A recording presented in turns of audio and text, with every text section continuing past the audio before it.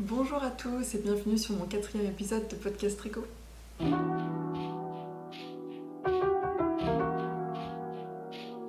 Alors je me représente rapidement, moi c'est Léa, je suis expatriée en Islande. Je viens vous parler tous les mois dans un petit podcast de mes activités créatives, principalement du tricot, mais pas que. Voilà. Donc on va commencer sans plus attendre par ce que je porte. Donc je vous l'avais présenté dans une de mes dernières vidéos. C'est un magnifique modèle que j'ai eu la chance de tester pour Clara Pushing. Pour rappel, je vous mets tout ce dont je parle dans mes podcasts, je le remets en description de cette vidéo. Et je mets aussi mes liens vers ma page Ravelry où j'essaie de tenir à jour mes projets. Sur Ravelry, en fait, j'essaie de mettre toutes les infos en anglais parce que je trouve que c'est quand même une plateforme assez internationale. Et moi, je sais que personnellement, quand j'arrive sur une fiche, enfin quand je vois un projet qui me plaît et que je veux regarder les notes et que tout est en, j'en sais rien moi, en allemand, bah en fait, ça m'embête parce que je ne parle pas allemand. Donc voilà, j'aime bien quand c'est en anglais. Donc en général, j'essaie quand même assez bien d'expliquer tout dans mes vidéos. Et si jamais, si jamais vous parlez pas anglais ou qu'il y a des trucs que vous comprenez pas sur mes fiches Ravelry et que vous voulez absolument savoir, n'hésitez pas à m'envoyer un message. J'y répondrai avec plaisir. Je vous mets aussi mon lien là en description sur mon compte Instagram, donc qui est le même qu'ici, Slow Couture. Je parlais du coup de mon pull qui est donc un modèle, donc c'est le Ruska Pullover, qui n'est pas encore sorti. En fait, il devait sortir dans l'hiver, mais la créatrice a décidé de changer la construction. Donc en fait, il sortira plutôt à la fin de l'été. Mais je pense que je vous en reparlerai dans mes podcasts à l'occasion pour vous dire qu'il est sorti si jamais le modèle vous intéresse. Je le trouve absolument magnifique. Là, je l'avais fait en laine Drops Népal. Et je sais pas si je vous l'avais dit dans la vidéo précédente, mais en gros, je suis pas forcément très convaincue de cette laine. Donc c'est, je sais plus les proportions, mais à peu près moitié-moitié laine. Laine, c'est pas mérinos, hein, c'est de la laine, c'est pas précisé. Et moitié alpaga. Et en fait, cette laine-là, parce qu'elle contient de l'alpaga, s'agrandit beaucoup au blocage. Moi, j'ai été surprise, genre j'ai bien pris 3-4 cm de plus en longueur suite au blocage. Et ensuite, elle vieillit pas hyper bien. Je suis pas énormément portée, il y a pas mal de bouloches. Et enfin, dernière chose, mais ça c'est plus moi, c'est plus mes préférences personnelles, mais en gros, j'aime pas trop la couleur. Pas forcément la couleur, mais le fait que ce soit une laine complètement, sans aucune variation de couleur. Une couleur parfaitement unie, parfaitement pleine, ça fait beaucoup trop laine industrielle en fait. Et, euh, et j'aime pas ça. je trouve ça. Ouais, je sais pas, je trouve ça dommage. Donc voilà pour ce que je porte. En termes d'ouvrage terminé, en fait j'ai pas grand chose, j'ai juste un truc, mais c'est pas un vrai ouvrage tricot. Mais c'est quelque chose dont je vous avais parlé dans ma vidéo précédente. Je vous avais dit que que j'étais en train de faire en fait des semelles feutrées euh, pour avoir chaud aux pieds. J'ai fait donc en fait un rectangle que j'ai tricoté en plotulopie. Alors j'avais tout, je vous ai reprécisé dans ma vidéo, c'était ma vidéo du mois dernier, vidéo du mois de mars, podcast numéro 3, mais je peux vous redire très rapidement. J'ai tricoté un rectangle de d'environ 30 sur 40 cm en Pleutulopi, qui est, pour ceux qui ne connaissent pas, de la laine... je sais jamais comment on dit en français, je crois que c'est de la laine mèche non retordue. En anglais c'est unspun yarn. Et c'est de la laine islandaise qui est très populaire ici en Islande et qui se trouve extrêmement facilement. Donc j'ai tricoté avec ça, et comme c'est vraiment de la laine mèche très très très rustique, c'est parfait pour feutrer. Et je l'ai tricoté avec un brin et avec des aiguilles 4,5, ce qui faisait un aspect assez déjaugé, mais en fait, pour le feutrage, en fait, on s'en fiche parce que ça... toutes les mailles vont se resserrer. Voilà, et donc j'ai passé tous mes restes de Pleutulopi, parce que j'avais plein de petits restes, et j'ai mis ça en machine à 40 degrés. J'ai mis un cycle long, genre coton 2 heures, et j'ai mis dedans une serviette éponge, et j'ai mis beaucoup de lessive, et de la lessive normale, hein, pas de la lessive spéciale laine. Et d'après ce que j'ai compris, c'est justement l'action de la lessive. Enfin, si on met pas de lessive, ça va pas feutrer aussi bien, quoi. Donc faut pas oublier de mettre pas mal de lessive. Et ça a feutré nickel. Franchement, c'était parfait. C'était tout bien resserré, tout bien épais. Ça avait vachement pris en épaisseur aussi. Je vais vous mettre des petites vidéos et photos normalement ici, parce que j'ai fait pas mal de petites photos avant-après feutrage. Et donc ça, en fait, je me suis retrouvée avec mon rectangle qui avait juste diminué en taille. Et ce que j'ai fait, c'est que, en fait, ces semelles, elles étaient pour des... C'était pas pour des chaussures d'extérieur, c'était pour des chaussons. Alors, je les ai là. Alors, désolé, ils sont pas dans leur plus bel état, mais en gros, c'est des chaussons. C'est des charentaises, hein, typiquement. Des charentaises, ça c'est la marque, c'est des charentaises un peu modernisées en gros. Je sais pas si vous connaissez, c'est la marque la pantoufle à pépère. Et en fait, je les ai depuis, je sais pas, peut-être 5 ans. Et c'est incroyable à quel point ça tient hyper bien, quoi. En fait, bon là, comme ça fait 5 ans que je les ai, elles commencent à être un peu usées, mais en fait, à l'intérieur, l'intérêt des charentaises, c'est que c'est fourré en laine partout, et en fait, c'est juste incroyable. C'est extrêmement chaud, c'est extrêmement doux. Comme c'est de la laine, c'est antibactérien, quoi. Je veux dire, il n'y a pas d'odeur. Elle passe en machine à 30 degrés, programme laine. Et en fait, moi, ça a été vraiment une révélation, parce que avant ça, j'avais, vous savez, des pantoufles, des chaussons, les trucs qu'on achète 5 €. On est obligé d'en acheter 2 fois dans l'hiver parce que ça s'use hyper vite. Et en fait, depuis que j'ai découvert ça, mais c'était vraiment la révélation. Non seulement c'est chaud, c'est doux, c'est agréable, mais en plus ça dure extrêmement bien dans le temps. Là, il y a plein d'endroits qui n'ont pas bougé. Là, la semelle, elle est toujours nickel. Sur le dessus, là, il n'y a pas de trou. Le seul endroit où elles sont bien défoncées, c'est ça. Donc là, voilà, j'avais juste comme projet de les réparer, mais ce n'est toujours pas fait. Il y avait ça, et il y avait en fait la semelle à l'intérieur qui était une semelle et avec plein de laine. Et c'est pas de la laine tricotée, hein, c'est vraiment de la laine...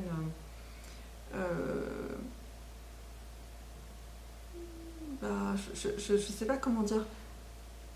Comme ça, en fait, là, il en reste un peu. Je sais pas si vous allez voir. Voilà, et donc la semelle était comme ça, et en fait elle était complètement usée, c'est-à-dire que toute la laine là était partie.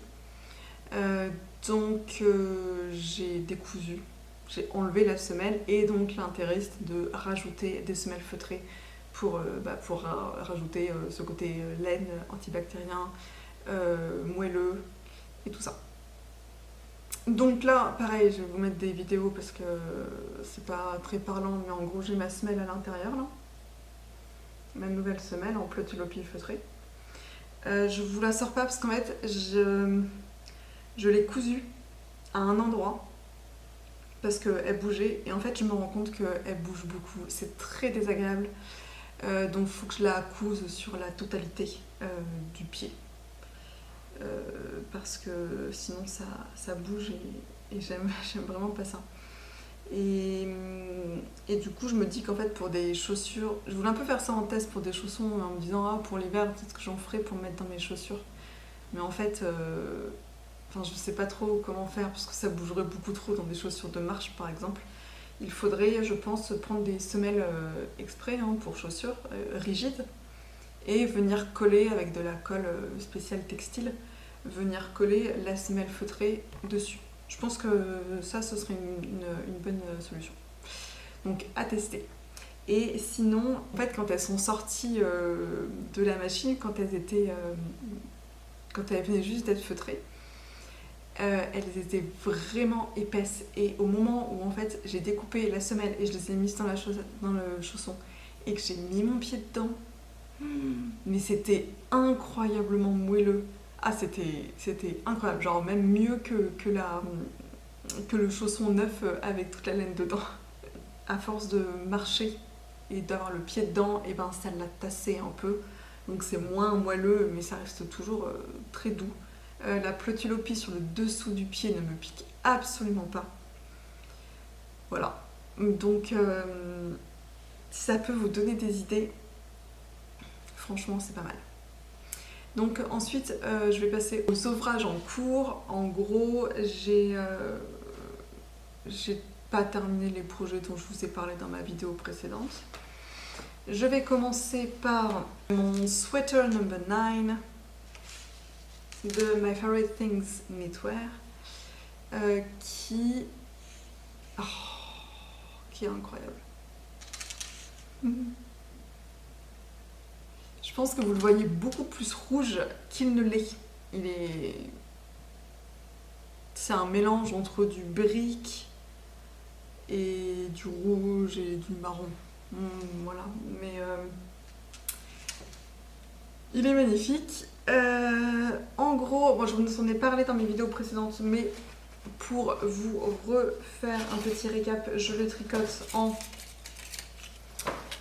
C'est un pull qui se tricote avec des grosses aiguilles et de la laine assez épaisse. En gros, il y a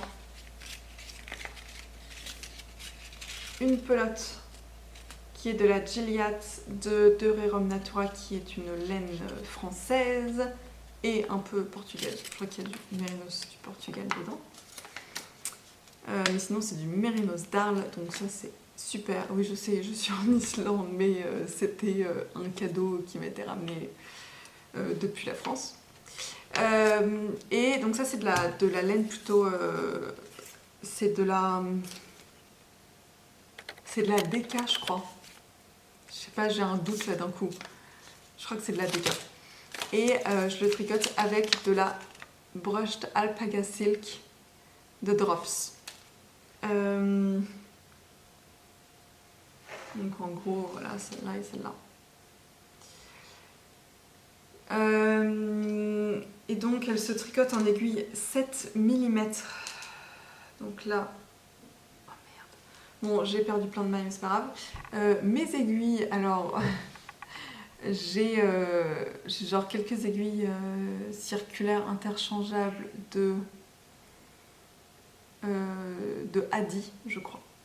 Et sinon, toutes mes autres aiguilles, ce sont simplement des aiguilles que je trouve en magasin de seconde main.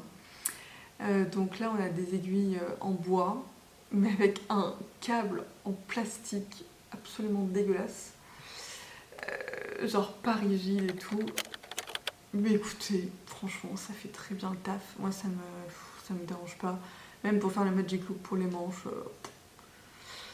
Voilà, ça va très bien. Et voilà, enfin, juste, ça coûte pas cher, quoi.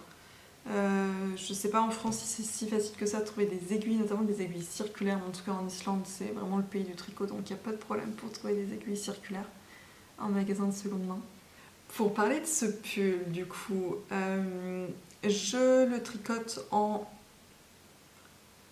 Donc du coup les aiguilles 7 mm qui sont les aiguilles recommandées, c'est en 5 mm pour le col et pour les manches et le bas, enfin qui sont pas encore faits, mais voilà. Et c'est un pull à construction raglan classique. Je fais la plus petite taille qui ça doit être la taille XS je crois. C'est un pull qui a quand même pas mal d'aisance positive, hein. Je crois qu'il doit y avoir 15 ou 20 cm d'aisance positive. Je crois que mon échantillon était à peu près bon. Genre, voilà, à peu près. J'ai fait quelques petites modifications sur ce modèle. En fait, j'ai regardé sur Ravelry, j'ai regardé plein de projets sur Ravelry pour voir ce que les gens disent du modèle. Quels sont les changements qu'ils ont faits ou quels sont les changements qu'ils auraient aimé faire, qu'ils se sont rendus compte voilà, après avoir fait le pull. Et j'ai relevé plusieurs petites choses. Tout d'abord, le modèle est prévu vraiment pour les débutants, hein. Quand vous achetez le patron, c'est vraiment dit ce patron est fait pour les débutants, il est très simple, voilà. Et en fait, une des choses, c'est qu'il est écrit sans abréviation, justement pour les débutants. Mais en fait, je trouve ça horrible. Ça fait des paragraphes beaucoup trop longs, genre tricoter une maille à l'endroit. Et donc, puisqu'il est pour les débutants, en fait, c'est un modèle qui ne contient pas de rang raccourci au niveau du col pour allonger un peu l'arrière et pour que ça se mette très bien sur le cou et que ce soit plus confortable. Moi, je fais systématiquement, si les projets ne contiennent pas de rangs raccourcis, je rajoute des rangs raccourcis moi-même parce que je trouve ça quand même beaucoup plus confortable. Et j'aime pas cette sensation-là du pull juste qui remonte là et qui se place pas bien sur le corps. Et donc là, j'ai regardé sur les fiches Ravelry et c'est vrai qu'il y a quand même des gens qui disaient que puisqu'il y a un col assez haut, il n'y a pas forcément besoin de rangs raccourcis. Mais j'ai quand même voulu en faire par précaution. Donc première modification. Ensuite, la deuxième modification. En fait, le patron...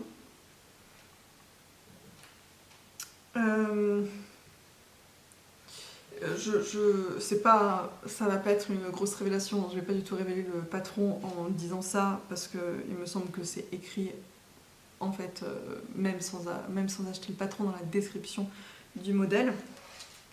Les raglans sont en fait, on a 2 mailles à l'endroit et de part et d'autre du raglan, enfin part et d'autre de ces 2 mailles centrales, on a normalement 2 mailles à l'envers.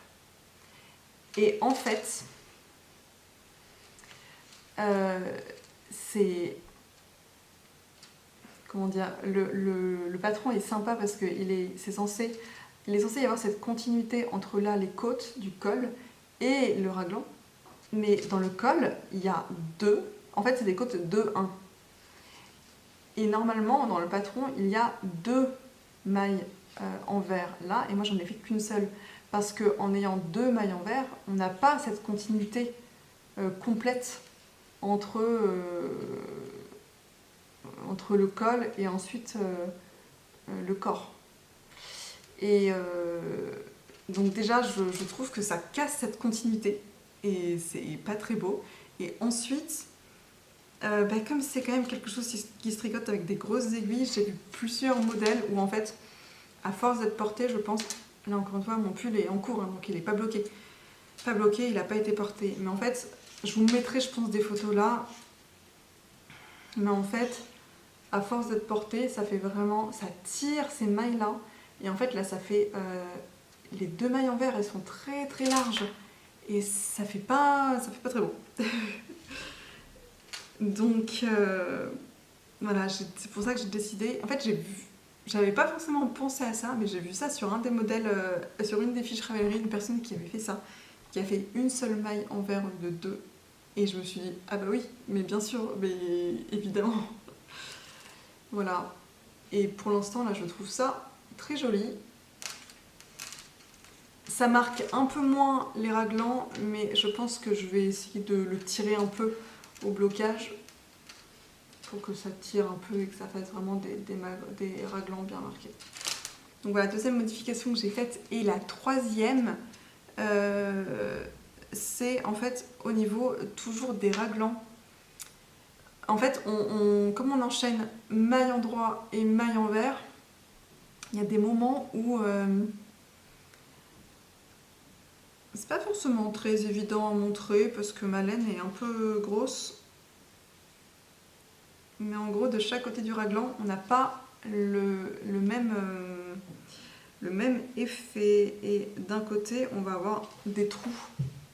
Là, ici. Normalement, vous voyez quelques trous. Là, j'ai un peu tiré volontairement. Là, quelques trous, alors qu'ici, c'est beaucoup plus net. Et ça, c'était vraiment sur Ravelry, c'était le gros débat. Tout le monde disait « Oh, mais je comprends pas, à cause de mes augmentations, raglan, c'est pas beau, comment je fais ?» Voilà. En gros, il y a deux écoles. Il y avait des personnes qui disaient comme on fait les augmentations et qu'ensuite on enchaîne sur des mailles envers, en fait, il faut faire les augmentations purlwise. Je sais pas comment on dit en français.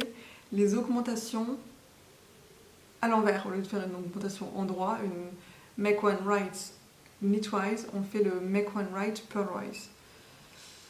Désolée, j'essaierai de trouver les termes en français et de vous les écrire là quelque part parce que je sais pas trop comment on dit ça en français. Donc il y a des gens qui disaient ça pour éviter ces trous et d'autres personnes qui disaient non en fait, faut pas modifier le patron comme ça, faut plus. Il y a une petite technique en fait quand on enchaîne des mailles envers et des mailles en droit. Il y a un... Enfin, c'est normal que ça fasse un petit trou parce que la tension n'est pas la même. Et en gros, je vous mettrai une vidéo, il y a une vidéo qui a été citée à de nombreuses reprises pour aider. Il y a un petit geste à faire, tirer le fil à un certain moment d'une certaine façon. Pour bien refermer les mailles. Enfin, pour bien refermer l'écart entre les mailles. J'ai pas voulu le faire partout parce que j'ai trouvé cette petite astuce un peu trop tard et je me suis dit si je me mets à fermer parfaitement les trous alors qu'au début j'ai des gros trous et après j'ai plus de gros trous, ça va pas faire très beau. J'ai essayé de le faire un peu mais pas drastiquement quoi. J'essaie de chercher un endroit où je pense que là on le voit. En gros là il y a des trous. Et là, il y a un peu moins de trous. Et là, on a des trous à nouveau. Voilà, bon, c'est pas hyper clair, mais honnêtement, moi, comme j'ai la brushed alpaga silk qui est un peu plus épaisse que du mohair et soie, normalement ça se tricote avec du mohair et soie. Donc qui est un peu plus épaisse et qui fait un côté un peu plus vraiment fluffy. Ça efface un peu les irrégularités et les défauts, ça vient plus faire un côté un peu plus flou. Donc voilà, moi c'est vraiment pas, ça m'a pas dérangé plus que ça.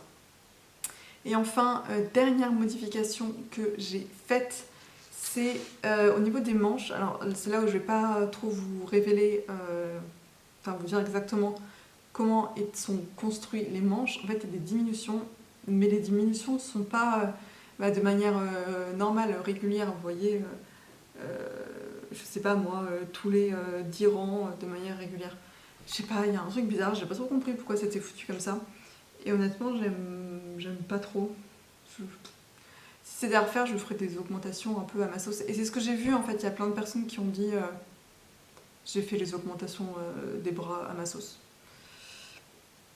Voilà. Bon, juste pour vous dire ça, si vous êtes intéressé de faire ce pull, regardez bien ce que dit le patron pour faire les manches et essayez de l'adapter par rapport à un pull que vous avez déjà tricoté par exemple. Une dernière chose, je me tâte aussi à faire en fait pour normalement, donc c'est un pull qui va se terminer par des côtes de la même manière que ça, là, des côtes 2-1. Et j'hésite à faire des côtes fendues pour le bas du corps. Voilà. C'est tout. J'hésite à faire des côtes fendues, je sais pas si j'en fais ou pas. J'ai pas vu beaucoup de projets sur Ravelry qui en avaient. Voilà. Bon, du coup, n'hésitez pas à me donner votre avis pour me dire ce que vous en pensez, si je devrais faire des côtes fendues ou pas sur ce modèle. Voilà pour ce premier gros projet. Et ensuite, je vais vous parler que de chaussettes pour la suite. Alors, tout d'abord, je vous avais parlé de chaussettes que j'étais en train de faire. Je ne les ai toujours pas terminées, mais presque. Vraiment, presque. J'y suis presque. Donc... Oh, putain. Voilà mes superbes petites chaussettes. Alors, c'est des chaussettes à la vanille, toutes simples. Je suis le patron gratuit de Mademoiselle Petroni pour faire des chaussettes. C'est un modèle en toe-up, donc qui se commence par la pointe, avec un talon renforcé à gousset. Et moi, je le tricote en taille 64 mailles avec des aiguilles 2,25 mm.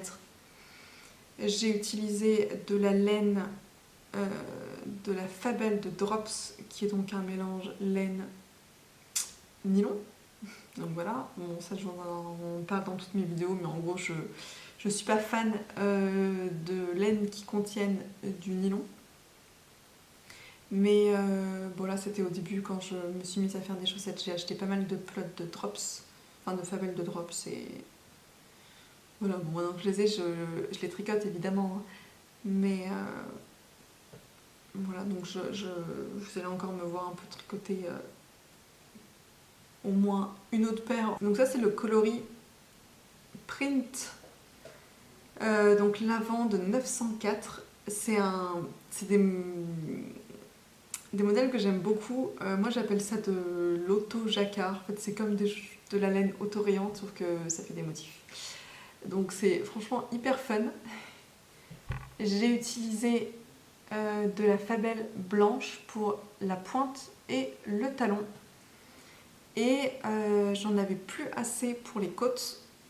Donc ce que j'ai fait, c'est que j'ai utilisé de la Arroeta de Felcolana, qui est aussi une laine à chaussettes qui contient aussi 25% de nylon, je crois. Et ça, ce sont en fait, j'ai plusieurs restes de Arroeta qui m'ont été donnés. Donc voilà, j'ai plein de petits restes qui sont vraiment pas bien gros, hein. Ça doit faire entre 1 et 10 grammes à chaque fois.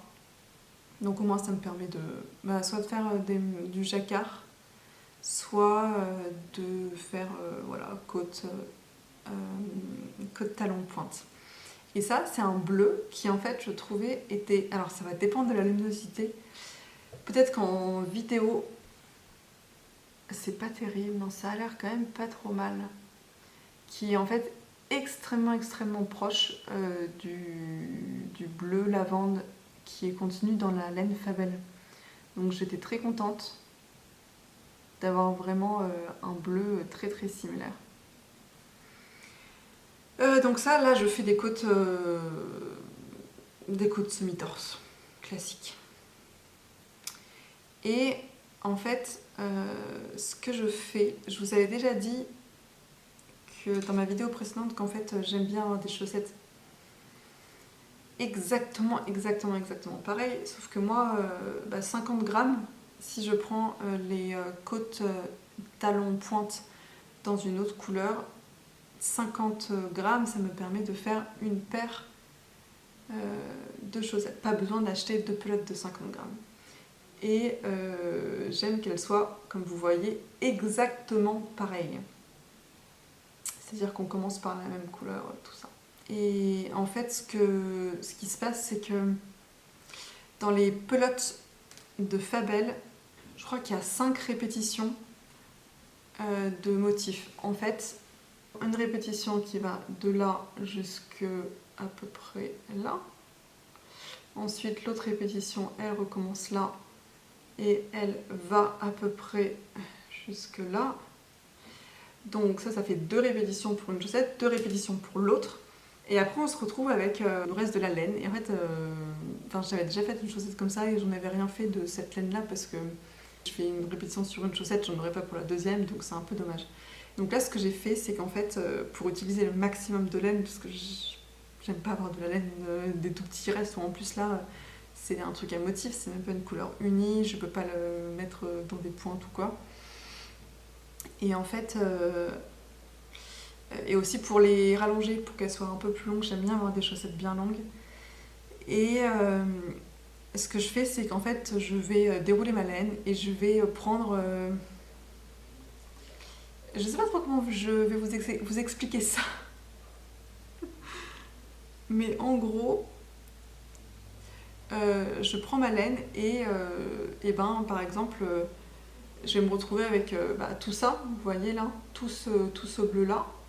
En fait, je vais prendre toute la partie où c'est que du bleu et je vais le couper en deux. Et comme ça, je vais utiliser une moitié pour une chaussette, une moitié pour l'autre, donc ça va pas me faire grand chose, hein. Là par exemple, c'est ce que j'ai fait. En gros, j'ai terminé ma chaussette, là, mes répétitions, je les ai terminées là juste avant le bleu. Et là ensuite, j'avais quand même une grosse partie de bleu, donc j'ai pu faire 2-3 rangs sur cette chaussette là et 2-3 rangs sur l'autre. Puis j'avais pas grand chose, mais j'avais en gros une alternance de blanc et de violet qu'on voit là. Puis après plein d'alternances bleu-violet. Et du coup, voilà, c'est pour ça que je me retrouve avec plein de fils à rentrer. C'est qu'en fait, je regarde là où, ce qui va être suffisant pour faire au moins un rang. Par exemple, là, pour le blanc et violet, là, j'ai qu'une seule ligne. En fait, j'ai pu faire qu'un rang pour cette chaussette-là, un rang pour cette chaussette-là. Donc là, voilà, ça m'a permis de rajouter du bleu jusqu'à juste avant les côtes, quoi. Donc peut-être bien 1,5 cm, 2 cm même. Voilà, donc je me dis que c'est toujours ça de prix. Voilà, c'est mes petites astuces pour utiliser toute la laine de mes chaussettes. Autre chaussette que je suis en train de faire, alors elles sont en cours et je vais défaire le jacquard. Je voulais juste quand même l'avoir sur mes aiguilles pour vous les montrer. Mais juste après ça, je vais les défaire. Voilà, alors je ne sais pas s'il y a des fans de Star Wars parmi vous et s'il y en a qui reconnaîtront, mais ce sont des chaussettes sur le thème de Star Wars. En fait, je filme cette vidéo tout début mai, on est le 5 aujourd'hui, et hier c'était le 4 mai, et donc les fans de Star Wars sauront, le 4 mai c'est un peu la journée de Star Wars, de par le nom en anglais. Alors, désolée d'expliquer ça, hein, c'est juste que je me dis qu'il y a probablement des gens qui sont pas fans de Star Wars et qui ne savent pas ça.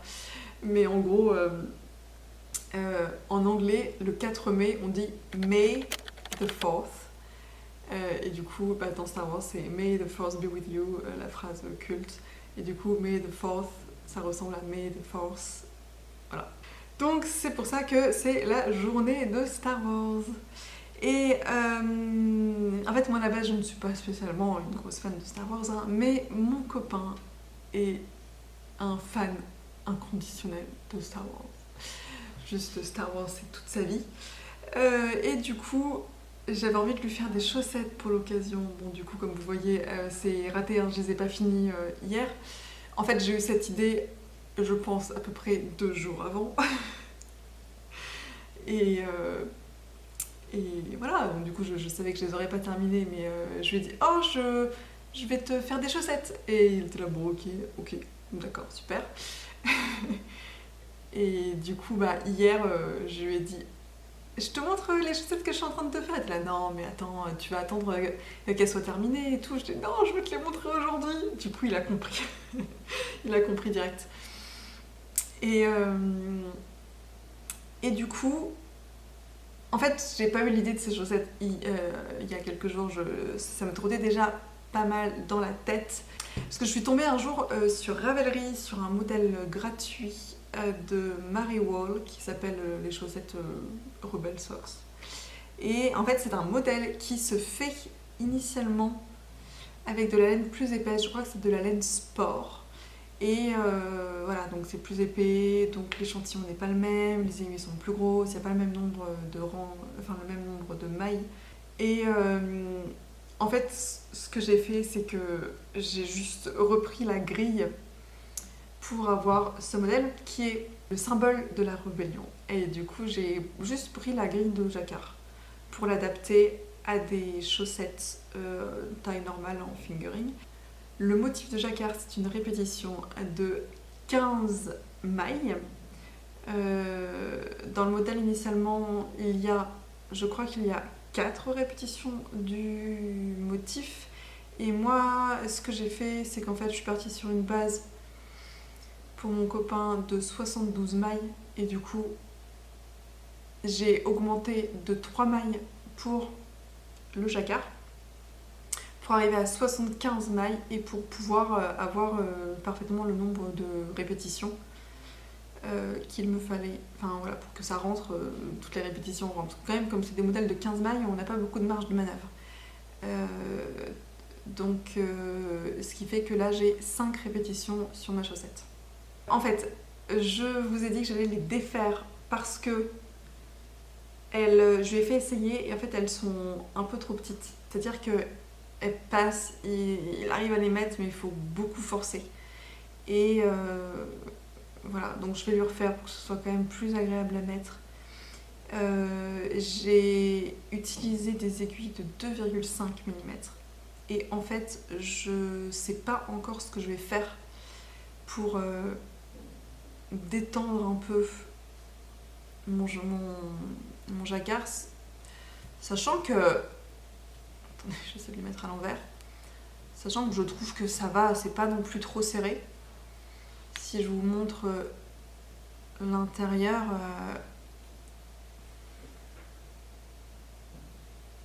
voilà, je trouve pas ça trop serré. Et même quand on le met sur l'endroit, on voit bien que un jacquard qui est trop serré avec les fils qui sont trop tirés, on le voit direct. Ça gondole et tout. Là, je le trouve très beau. Donc en fait, ce que je vais faire, j'ai plusieurs idées de modifications pour le rendre un peu plus grand. Je ne sais pas encore ce que je vais faire, mais donc en fait, moi je tricote en Magic Loop avec des aiguilles circulaires longues en Magic Loop. Il y aurait l'idée de tester avec des mini circulaires parce qu'en fait, l'endroit où c'est le plus problématique, c'est au niveau. Je pense que là on le voit. Je sais pas si vous allez bien le voir, mais en gros ici, j'ai les fils qui sont trop tirés à l'intérieur et ça fait une petite bosse.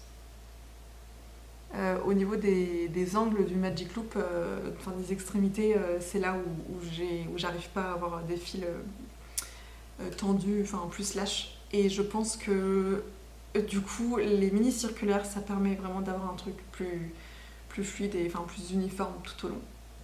Il y a aussi la technique qui est assez connue, qui est en fait de tricoter au lieu. En gros, là, au lieu de tricoter comme ça, quoi, tac tac tac, avec le motif à l'extérieur, en fait, on tricote avec le motif à l'intérieur. Et ça change rien, hein, on tricote toujours en jersey, tout ça, mais en gros, on va tricoter. On va plutôt. Voilà, avec le motif là, on tricote là, au lieu de tricoter devant, on tricote derrière. Je sais pas si c'est bien clair. Mais en gros, ça c'est une technique qui est assez connue pour le jacquard, pour permettre d'avoir que ce soit moins tendu. Parce que ça permet de. Et ben en fait, le fil qu'on va faire courir à l'extérieur, il aura plus de place plutôt que de faire à l'intérieur où le fil va faire une plus courte distance et l'extérieur va faire une distance plus longue et il sera moins tendu. J'ai essayé, et en fait en Magic Loop, j'aime pas. j'arrive pas à avoir les bons gestes fluides. Et enfin, la dernière possibilité, c'est de passer en aiguille 2,75, juste pour le jacquard. Voilà, donc j'ai de la marge de manœuvre, mais je ne sais pas quelle technique faire. J'ai aussi l'idée qu'en fait, peut-être que simplement en les bloquant, et bah, ça se détendra et que ça suffit. Et donc du coup, ce que j'ai fait, c'est que bon, j'avais quand même envie de garder ça pour vous montrer, et puis même pour pouvoir comparer en fait la différence entre ça et les autres où je ferai une autre technique. Donc là, j'ai remonté juste les côtes. J'ai aussi profité de ça pour tester une nouvelle méthode de caston, parce que, enfin de montage des mailles, pour parler en français. En fait, à chaque fois que je fais des castons, je fais toujours donc pareil, en anglais on appelle ça le long tail caston, qui est le montage classique. Enfin, moi, jusqu'à il y a peu, je connaissais pas d'autres méthodes. Enfin, pour moi, c'était comme ça qu'on montait les mailles et c'est tout. Et en fait, je la trouve, enfin, honnêtement, je trouve ça quand même très extensible. Voilà. Et j'ai entendu parler, pour pas mal de personnes, ils disent qu'ils aiment beaucoup le German Twisted Caston, enfin, notamment pour les chaussettes, parce que c'est très extensible. Donc, j'ai voulu tester ça. J'ai regardé une vidéo très bien sur YouTube, je vous la mettrai en description, c'est la vidéo de Andrea Mori, qui explique le German Twisted Caston. Et franchement, je suis un peu déçue.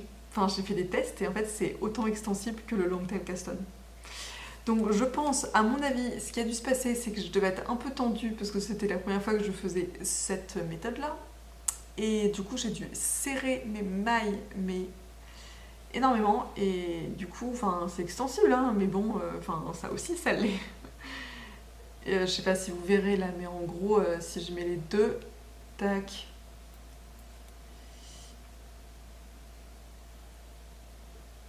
Vraiment, je les étends au maximum. C'est la même chose, quoi. Même le long tail caston, il est plus extensible que l'autre, j'ai l'impression. Ouais. Ah ouais, il est plus extensible que l'autre. Non mais super.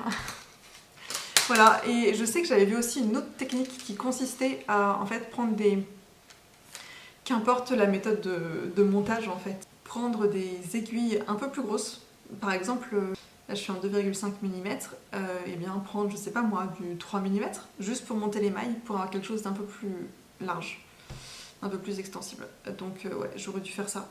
J'ai oublié, en fait, je suis partie, j'ai monté mes mailles et j'ai pas trop réfléchi. Donc tant pis, je vous ai pas parlé des laines que j'ai utilisées. Alors, nous avons toujours la Fabelle de chez Drops, donc il me restait voilà, des laines que j'avais achetées quand je me suis mise aux chaussettes. Donc on a là le coloris rouille 110, et là on a le coloris gris clair 115. Et en fait, ce que j'ai fait, c'est que j'ai mis un coloris blanc d'une composition inconnue, qui est en fait une laine que j'ai trouvée en magasin de seconde main, parce que en Islande, il y a pas mal de laine dans des magasins de seconde main, donc ça c'est hyper chouette. Le problème, c'est que la plupart du temps, il n'y a pas d'étiquette, donc on ne sait pas ce que c'est.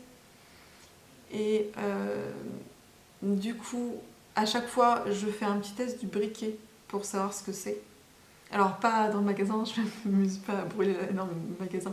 Dans le magasin, je regarde visuellement et enfin, j'arrive quand même à voir si c'est de la laine ou de l'acrylique ou du coton. Et ensuite, quand j'arrive à la maison, je fais un petit test du briquet pour vérifier. Et bah ça brûlait quand même de la laine, mais j'arrive pas trop à distinguer en fait quand il y a du nylon ou pas dedans. Voilà pour ces chaussettes. Maintenant, je voulais un peu enchaîner sur le thème chaussettes avec d'autres sujets. En fait, je vous avais présenté dans ma toute première vidéo sur YouTube, je vous avais présenté des chaussettes, en fait mes premières chaussettes que j'avais tricotées. J'avais fait ces chaussettes-là. où en fait j'avais mélangé donc la laine beige que j'avais trouvée en magasin de seconde main, qui ne semblait pas du tout de la laine à chaussettes, auquel j'avais ajouté du mohair et soie, en fait qui n'était pas du mohair et soie d'ailleurs, mais du mohair et polyamide, qui était la première version du mohair lace de Liz Taylor, en me disant que c'était pas mal d'avoir du polyamide justement en ajouté dans les chaussettes. Et du coup, j'avais un peu regardé comment c'est des chaussettes et tout ça, et je m'étais dit, ah bah comme c'est pas de la fingering mais que j'ajoute une épaisseur, je vais pas tricoter le même nombre de mailles avec des aiguilles fines comme pour de la fingering simple. Mon échantillon va être plus gros, donc je vais augmenter ma taille d'aiguille, voilà, ça fait comme si j'avais une laine plus grosse. Et je les avais donc tricotées en aiguille 3,5 mm. Et j'avais fait 40 mailles. Au lieu, voilà, on va dire en moyenne, c'est du 64 mailles pour des chaussettes. Et en fait, je pense que c'était une très grosse erreur. Mais c'est bien parce qu'on apprend. Et en fait, j'en parle dans toutes mes vidéos, donc j'ai l'impression que c'est un peu le thème de ces podcasts. En fait, j'aime pas utiliser de nylon dans la laine à chaussettes parce que c'est une fibre issue de la pétrochimie qui pollue même après en la lavant, qui relargue des microplastiques, etc. Donc, j'aime pas trop le nylon, même si je suis tout à fait d'accord que ça rajoute de la résistance et que pour des chaussettes, c'est très important. Mais en fait, je suis vraiment partie là dans ma quête faire des chaussettes sans nylon. Et une des choses, alors je peux vous en reparler après, mais en gros, une des choses que j'ai vues pour avoir des chaussettes plus résistantes, c'est vraiment d'avoir un tricot très serré et d'avoir du coup des aiguilles très fines. C'est-à-dire que j'ai vu sur Instagram une fille qui tricote, qui fait des patrons aussi, et qui, elle aussi, n'aime pas utiliser de nylon. Et en fait, elle disait qu'elle avait une laine, je sais plus, épaisseur DK, voire worsted, et elle a fait des chaussettes qu'elle a tricotées en 2,5 mm, ou même 2,25, je ne me souviens plus, mais c'est vraiment des aiguilles extrêmement fines pour une laine aussi grosse que, voilà, normalement les chaussettes classiques c'est voilà, de 25, 2,5 pour de la fingering. Et là, du DK voire worsted, c'est vraiment tricot extrêmement serré. Mais voilà, elle explique que c'est comme ça que les chaussettes vont vraiment durer dans le temps. Et c'est vrai que j'avais pas cet élément-là quand j'ai fait mes premières chaussettes. Et en fait, on voit là que en fait, mes mailles sont très ajourées, sont très lâches. Et en fait, c'est vraiment comme ça que les chaussettes vont s'user. C'est-à-dire que plus c'est lâche comme ça, plus il y a déjà des trous, et ben plus ça va s'user facilement et plus ça va faire des vrais trous. Et ça, je l'ai donc découvert parce que en fait, j'avais pas du tout fait gaffe, mais j'ai eu deux gros trous là au niveau du gros orteil. Ce qui était marrant, c'est que j'avais vraiment deux trous au niveau de la laine, ma laine beige là, de composition inconnue, mais j'avais la fibre de polyamide qui en fait était intacte. Donc ce que j'ai fait, c'est que comme à chaque fois que je termine mes projets, je garde des petits bouts de laine. Enfin, je veux dire, s'il me reste de la laine, je les mets pas à la poubelle en fait, je les garde pour pouvoir réparer mes chaussettes. Donc là, ce que j'ai fait, c'est que j'ai réparé mon trou qui était à peu près là. Comme j'avais encore la trame en polyamide, c'était très facile en faisant du duplicate stitch. Je ne sais pas si vous connaissez cette technique, mais c'est génial pour réparer les chaussettes. Je vous mettrai des petites vidéos que j'ai faites quand j'ai réparé mes chaussettes. Mais j'ai d'abord pris donc uniquement le fil beige pour réparer le trou qui était là. Donc les quelques mailles voilà, qui avaient disparu. Donc j'ai recréé les mailles et ensuite sur toute cette zone là qui correspond vraiment à la pointe, je suis venue refaire du duplicate stitch avec ma laine. Il m'en reste en fait pas mal et je la garde pas mal pour réparer les chaussettes. Ma laine mohair et polyamide. Donc j'ai remis en fait une épaisseur de laine tout ici pour pouvoir rajouter de la solidité. Et j'ai fait ça sur mes 2 chaussettes. Et je me dis que, en fait, en réalité, ce serait même pas mal que je le fasse sur toute cette zone-là où le mohair a un peu disparu et où on voit que les mailles sont bien étirées, quoi. Il faudrait aussi que je le fasse sur le talon. Voilà. Donc, astuce, réparer ses chaussettes, ça vaut vraiment le coup. C'est pas compliqué. Et ça rajoute de la durabilité. Et donc, tout ça pour dire que, en fait, vous allez me dire que, oui, tu vois bien qu'utiliser de la laine qui contient pas de nylon, c'est pas terrible parce que ça dure pas dans le temps et tout ça. En fait, il faut adapter aux fibres qu'on a.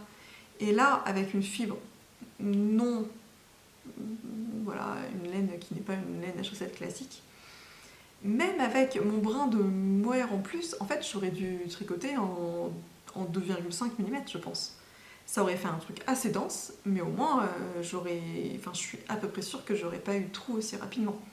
Là, c'est vraiment le fait que j'ai une maille si tirée, si ouverte, qui fait que les trous arrivent super vite. Voilà, donc moralité de l'histoire, utilisez vraiment des aiguilles hyper petites. Du coup, là où je voulais en venir également, c'est que quand je vais dans les magasins de seconde main, je trouve plusieurs laines de composition inconnues. Et ces laines-là, je veux dire, j'en ai pas beaucoup, je tombe à chaque fois sur une pelote, sur des pelotes entamées, et du coup j'en ai pas suffisamment pour faire un pull ou une écharpe ou quoi. Donc ce que je vais faire pour ces laines là, c'est que il y en a une notamment, voilà, elle a des coloris un peu bordeaux, rouge, marron, et j'étais très intriguée de savoir ce que ça allait donner. En fait, j'avais fait un petit test que j'ai pas gardé, sur des aiguilles, 64 mailles, en gros, comme si je faisais des chaussettes. Et c'est un autorayon. Je pense que c'est pas mal pour des chaussettes, cet autorayon là. Et ce que je vais faire, c'est que comme je ne suis pas sûre de la composition, je ne sais pas s'il y a du nylon ou pas, je vais les tricoter avec des aiguilles encore plus petites que d'habitude. À chaque chaussette, je diminue ma taille. En fait, je vais les tricoter en 2 mm. Donc il faut que je me trouve des aiguilles 2 mm. Je sens que ça va faire petit. Mais pour que ça fasse vraiment quelque chose d'extrêmement serré, extrêmement dense et que je n'ai pas de trous qui arrivent rapidement. Voilà. Ensuite, je voulais enchaîner sur le sujet. Une des choses que j'ai réalisées il y a peu, c'est l'intérêt du type de fibre que l'on prend pour ces chaussettes. C'est-à-dire que le mérinos est en fait une des laines les plus douces, les plus fines. C'est bien connu du mérinos, on peut le mettre à même la peau, ça pique pas. C'est vraiment génial. Mais en fait, c'est pas idéal pour des chaussettes. C'est pas du tout recommandé pour des chaussettes. Plus une laine est douce, plus ça veut dire qu'elle a des fibres fines et courtes, et bien moins elles vont être résistantes. Et du coup, le mérinos, c'est pas du tout résistant. C'est une fibre qui est très bien pour les tricots proches du corps, mais pour des chaussettes, ça dure pas dans le temps. Évidemment, les pulls qu'on tricote, il va pas se mettre à y avoir des trous rapidement parce qu'il n'y a pas autant de frottement que dans des chaussettes. C'est vraiment pour les vêtements qui demandent plus de résistance. Et plus une fibre est longue, plus elle sera résistante. Et ça, je l'ai vu dans plusieurs vidéos. Alors il y a une vidéo en anglais. Le nom de son podcast c'est Wool Needle Ends. Et elle a fait une vidéo où elle parle des races de laine les plus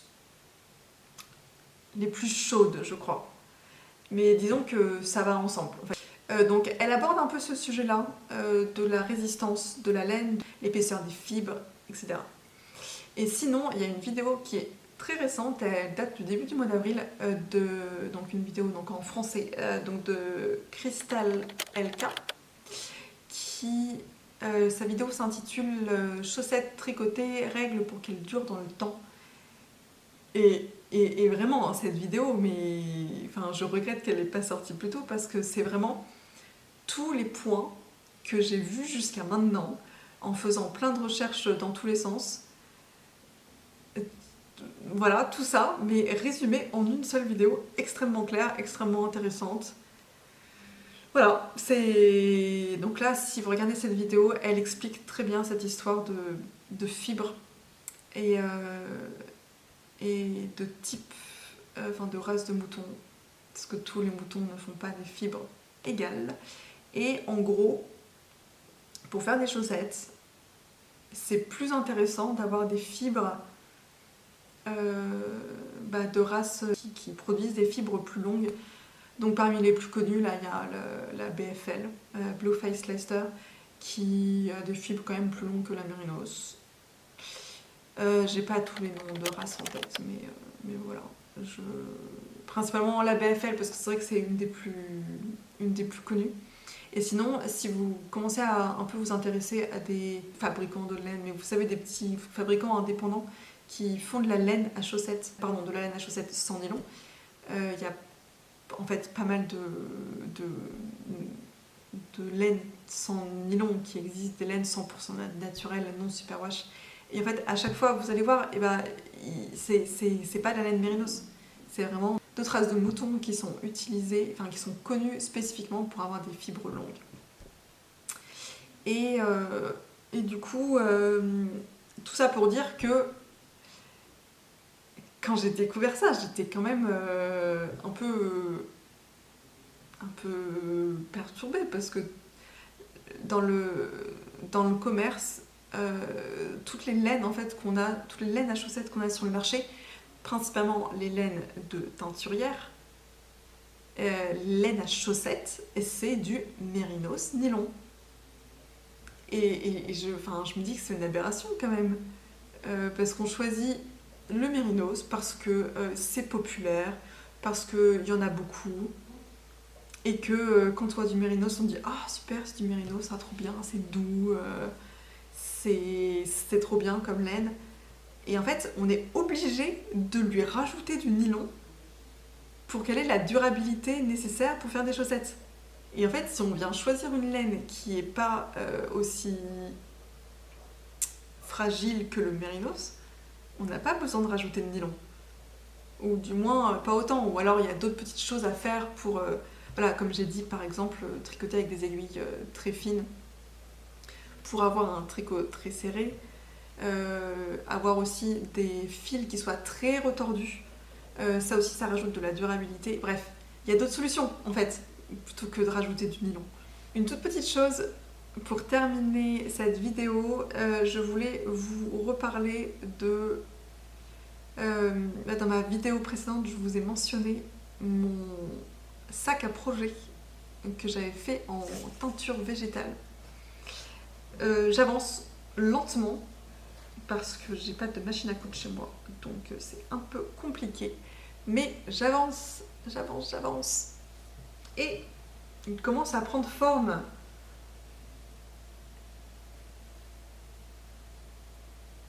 Voilà. Voilà. Donc c'est un sac rond.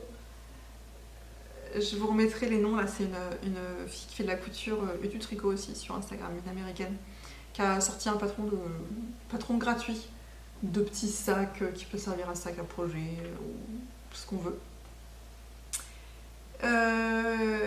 Donc là j'ai que la base, hein. Et l'extérieur, il va y avoir la doublure aussi à l'intérieur. Mais en gros, c'est un sac rond. Vous voyez, si on prend la base, on voit bien qu'il est rond. Je suis contente parce que j'ai thermocollé la pièce du bas et j'ai thermocollé l'extérieur. Et il se tient hyper bien. Franchement, il est très rigide. Donc là, en fait, on a des poches, 4 poches. Vous voyez, 1, 2, 3. Et en fait, ce que j'ai fait pour la dernière, c'est que j'ai mis une petite fermeture. Voilà, pour avoir une petite poche à fermeture sur la derrière. Écoutez, je pense que c'est tout pour cette vidéo. On reste pas mal sur le thème des chaussettes parce que j'ai pas beaucoup de projets à vous présenter, mais j'espère que ça vous a quand même plu. N'hésitez pas à me dire si cette vidéo vous a plu, à liker la vidéo aussi et à vous abonner si le contenu de mes vidéos vous intéresse, si vous aussi vous êtes un adepte ou une adepte des chaussettes sans nylon. Voilà, et merci pour tous vos commentaires que vous me faites à chaque fois sur les vidéos, ça me fait vachement plaisir. À la prochaine, bonne journée à vous, salut!